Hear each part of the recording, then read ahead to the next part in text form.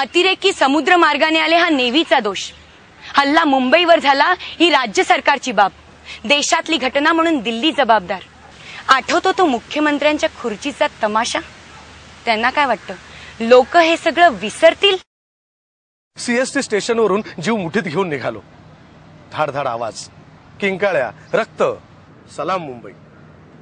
पुन्हा दुसऱ्या दिवशी कामावर हजर. पण आता रोज सकाळी घरून निघताना घरी सगळ्यांना नमस्कार करूनच निघतो, कारण संध्याकाळी परत याची गॅरंटी नसते ना.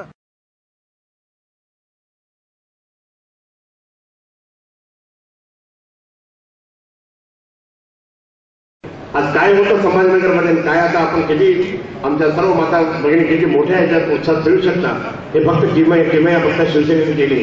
आणि म्हणून मला या ठिकाणी तुम्हाला सर्वांना सांगायचं, या सर्व आमच्या माता भगिनींच्या इज्जतीसाठी, भवितव्यासाठी, सुरक्षेसाठी आमच्या संपूर्णपणे त्या ठिकाणी ग्रामीण भागातील नागरिकांच्या वीज बिलाच्या दृष्टिकोनातून, बाकी सगळ्या दृष्टिकोनातून मला या ठिकाणी तुम्हाला सर्वांना सांगायचं की आपण आपल्या संभाजीनगर शहरामधून 2014 के चुनाव में दल के लिए नहीं, देश के लिए वोट करिए. और हम कहना चाहते हैं, वोट फॉर इंडिया. शिवसेना आली आली रे, शिवसेना, शिवसेना आली आली रे, शिवसेना. कळत भगव्याचा भाव, मनी नाही भेदभाव, नेता सामान्याचा राव, घेऊन शिवसेनेचं नाव, काढू पिंजून शहर सारगाव. शिवसेना आली आली रे, शिवसेना, शिवसेना आली आली रे, शिवसेना.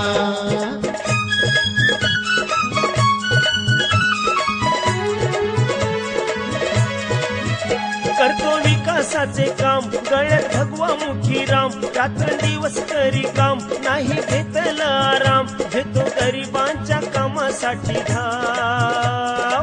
शिवसेना, शिवसेना आली आली रे, शिवसेना, शिवसेना आली आली रे, शिवसेना.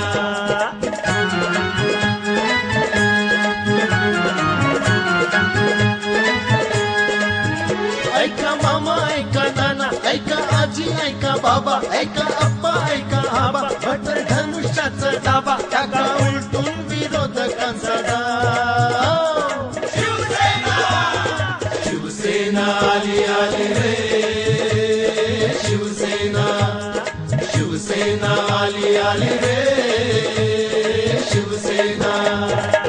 तुमचा आमचा श्वास भगवा, तुमचा आमचा ध्यास भगवा, तुमचा आमचा श्वास भगवा, तुमचा आमचा ध्यास भगवा, या मराठी मातीचा इतिहास सुद्धा भगवा. म्हणूनच या महाराजांच्या महाराष्ट्रात पुन्हा पुन्हा भगवा इतिहास घडवा, भगवा इतिहास घडवा. मी मेलो तरी भेटतं, पण हाती धरलेला भगवा झेंडा मी खाली पडू देणार नाही. खाली नाही, हा झेंडा पुढे द्यायचा नाही, शपथ. काय वाटतं ते झालं तरी संभाजीनगरावरती जो आपला भगवा झेंडा फडकत आहे, कडवाट, तो जास्त बहुमताने फडकला पाहिजे, ही काळजी घेतली पाहिजे. सर्व पक्ष आडवे करून वाघाची अवलाद आहे म्हणून तुम्हाला दाखवलं पाहिजे, पण त्याचा एकच फटका मारला पाहिजे. ही ताकद तुम्ही त्या दिवशी दाखवलीच पाहिजे. आणि एवढी अपेक्षा करून आपली सर्वांची रजा घेतो.